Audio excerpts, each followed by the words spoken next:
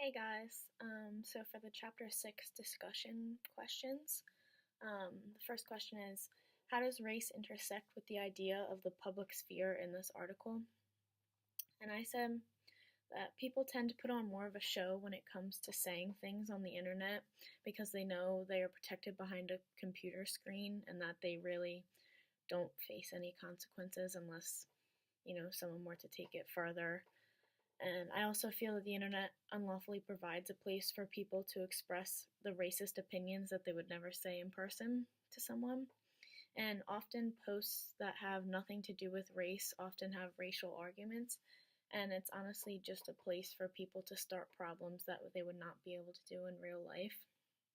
And particularly in this article, Huey, the author, talks about how some websites have started to turn the comments off on their articles. And I feel like while it seems like a good idea, it's just going to cause a problem for those same people that comment those awful things. They're going to say that their civil right, like freedom of speech, is violated, and it's just going to still be a problem, I feel. So for the second one, how do the trends of racism in news coverage, as covered in Chapter 6, connect to the comment sections of news websites? Does new media amplify or alter the role of modern racism in the media representation of people of color? So I said the media has a massive control over the people because they are direct infiltrators to our daily lives. For example, when talking about a white person that commits a crime, news outlets tend to say how good of a person they were, as well as all the things they had going for them. And then when talking about a person of color who commits a crime, they tend to say they were on their way to buy drugs or they have a criminal history. And it just makes the problem bigger, I feel.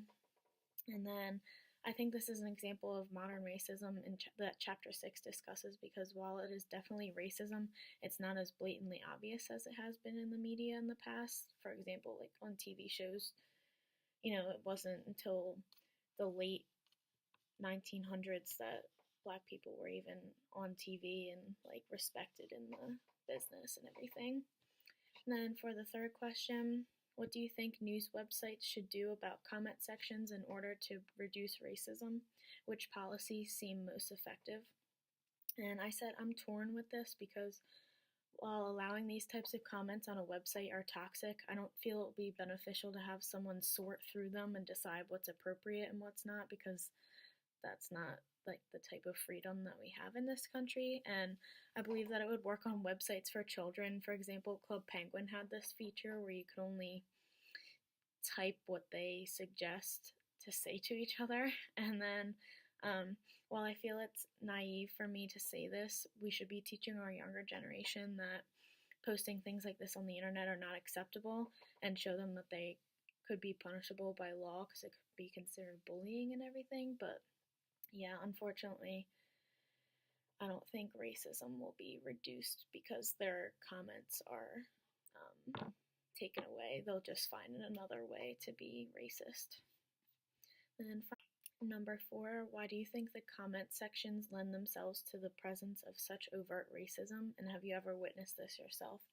Again, people feel safe behind their computer screens to say the horrible things that they don't have the guts to say in real life. And I also think the privilege of having the internet gives people a one-up, like, I don't know. And then the internet in general is a toxic environment and unfortunately is a platform for all the closeted bigots.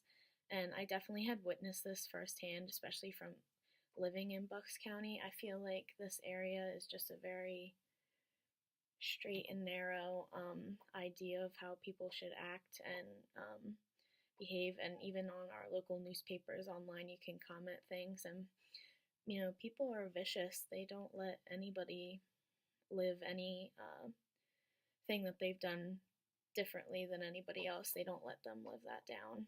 And all right, thanks for watching.